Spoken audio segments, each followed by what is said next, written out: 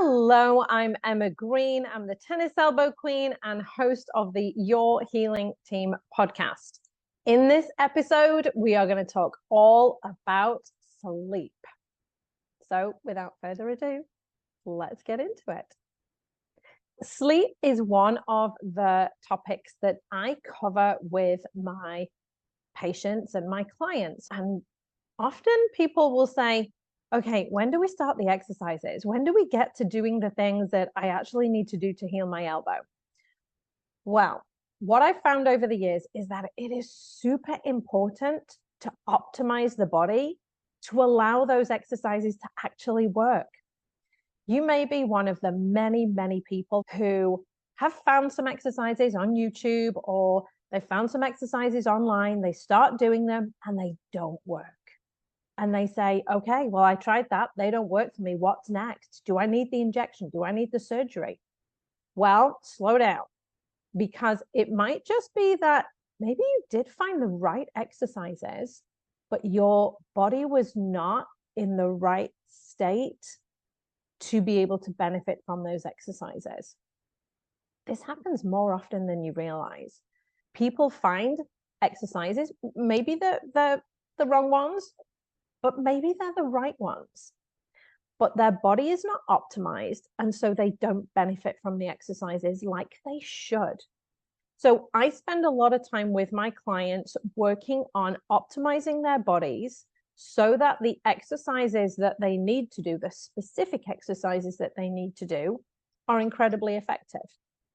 Sleep is one of the things that we talk about because we heal when we sleep. If you can't sleep, you can't heal. You're going to really struggle. Your body's going to struggle. So optimizing your body and optimizing your sleep is going to be an important thing for you to look at and change if need be. The research shows us that 8 hours of sleep is the optimum for most people. Now, it's always a bell curve. Some people are always going to be less than that. Some people will be more, but generally, most of us sit around that 8-hour a night point. Maybe you've got young kids. Maybe you've got a new baby. Maybe you've got a new kitten like my son has, and the kitten is waking him up at 6:30 every morning. Maybe there are extraneous things that are affecting your sleep right now. And that happens from time to time. It happens to all of us. And sometimes you just have to get on with it and do the best that you can. But if you don't have those external things right now, and maybe you're not sleeping, maybe your sleep hygiene is not that great. What do I mean by sleep hygiene? Well, phones, screens in the bedroom, that type of thing has become incredibly common. And we know that certain things will affect our sleep.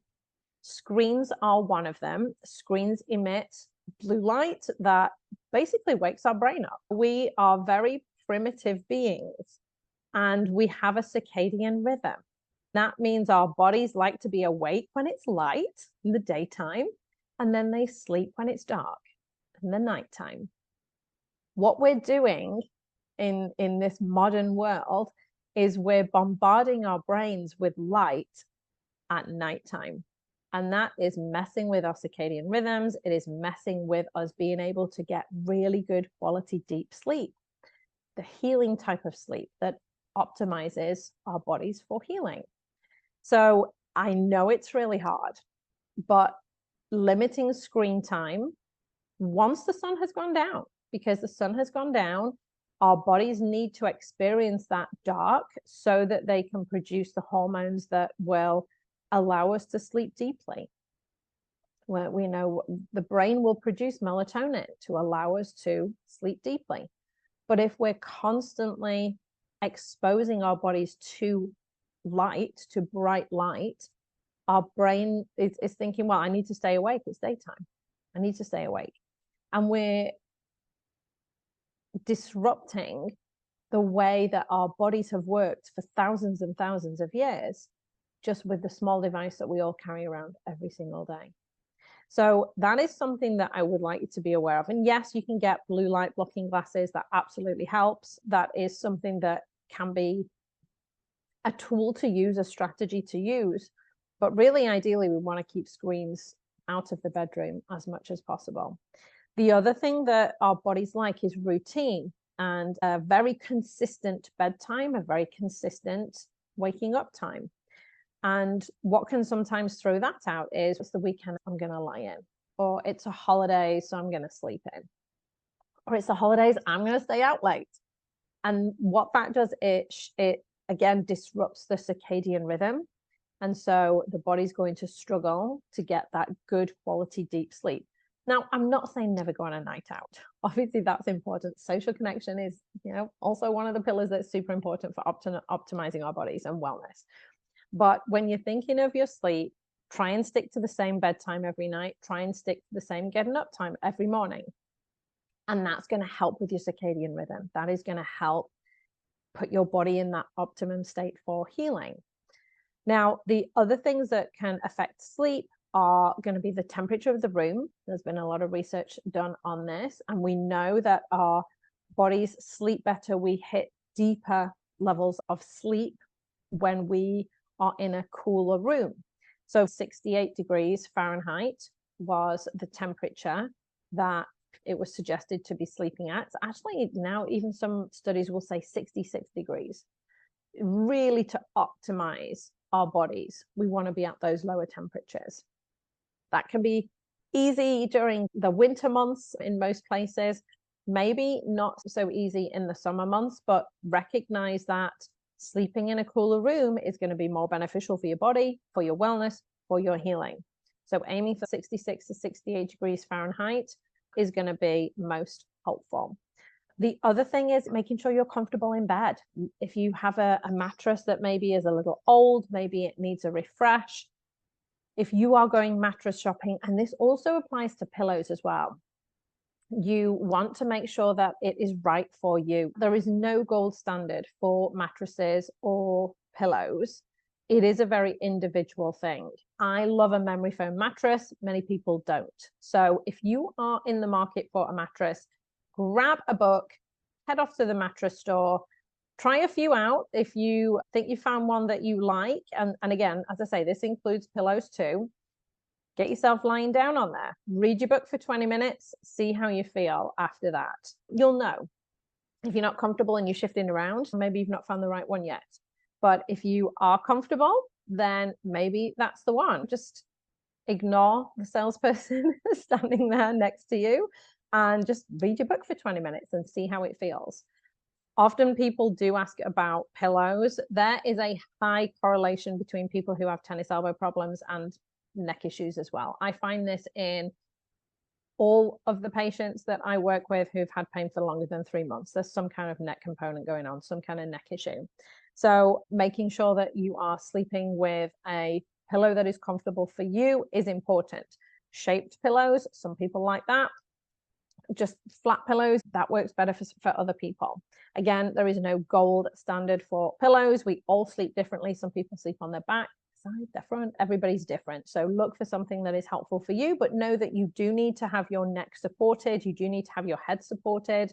If you are sleeping on your back, probably one small pillow is going to be enough. If you're on your side, you most likely need at least two, just to fill the gap between your ear and your shoulder so you're not crunching down, because that is going to make a difference to how your neck is feeling, and then a knock-on effect to your elbow as well. So looking at the right mattress and pillow for you is going to make a big difference as well. Now, there are other things that can affect sleep.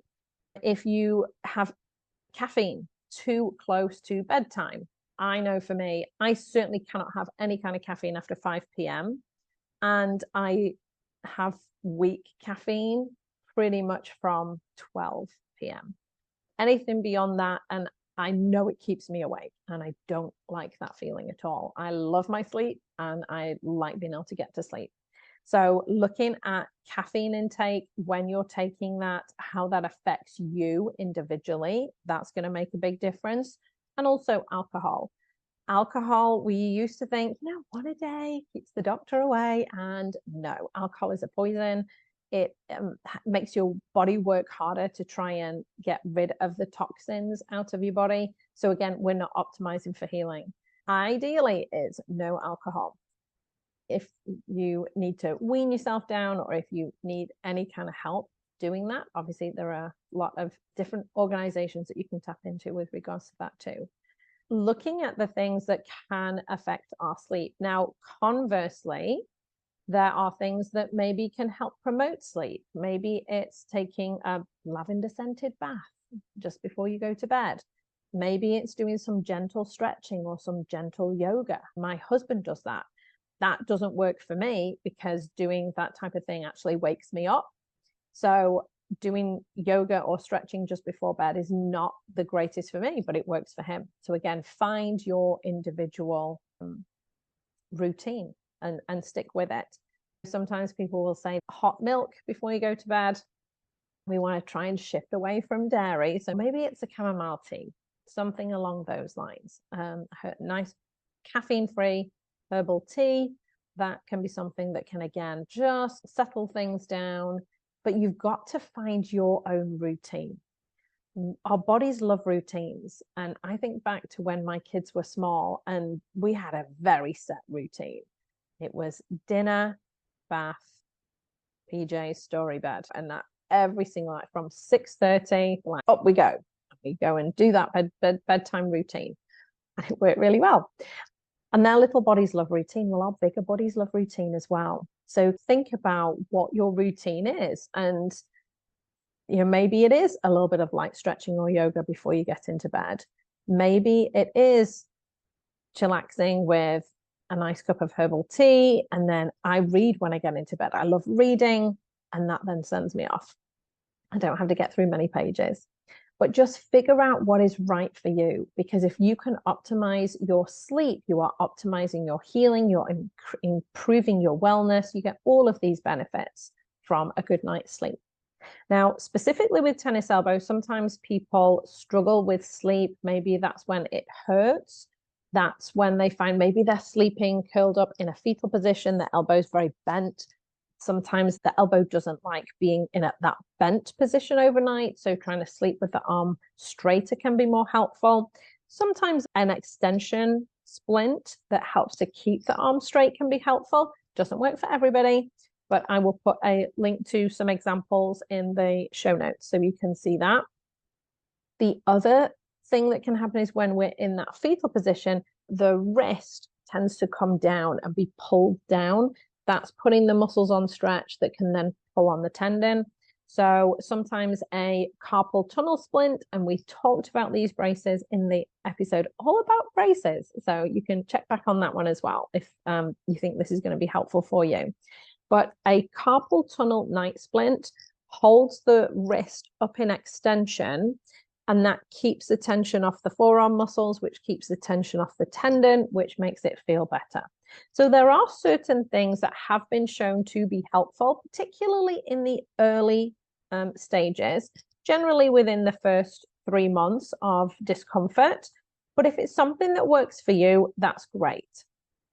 Just make sure that anything external that you put on overnight to be comfortable so you can get a good night's sleep, nothing is ever on tight. We certainly don't want to be restricting any blood flow. That's not a good situation overnight. So just making sure that you are very comfortable. Okay, I think we've hit every single piece that I wanted to get to there. If you have any questions, please don't hesitate to reach out. But know that if you're not sleeping well, you're really going to struggle to heal. It doesn't matter what strategies you try or what exercises you try or the different treatments that you try. They're going to be less effective if you're not getting a good night's sleep. So look at that from today, see if there are any little changes that you can make, and I hope to see you on the next episode. Take care. Bye.